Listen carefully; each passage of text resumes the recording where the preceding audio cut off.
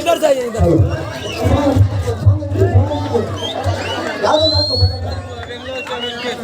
ठीक है ठीक है ठीक है। हाँ चलेगा हिंदी संग। तालियों का स्वागत।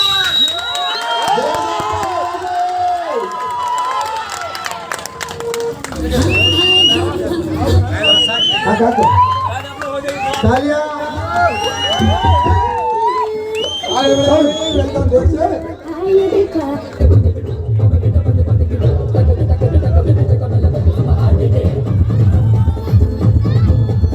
अभी आप लोग के सामने टीम लेकर खड़े हैं। क्या बात है? बढ़िया। अभी सभी लोग पास एक बात करेंगे। हेलो भाई लोग, गोलू भैया जो भी आरा से चल के बेंगलोर में आए हैं, आप इतना प्यार दुलार दीजिए। हेलो दीजिएगा ना? जितना प्यार दुलार दीजिएगा उतना ही आपको भी मजा करने को मिलेगा, क्योंकि आरा जिला बिहार से चल के बेंगलोर में प्रोग्राम करे। 5 प्रोग्राम कैंसिल करके यहाँ पे भैया का प्रोग्राम हो रहा है।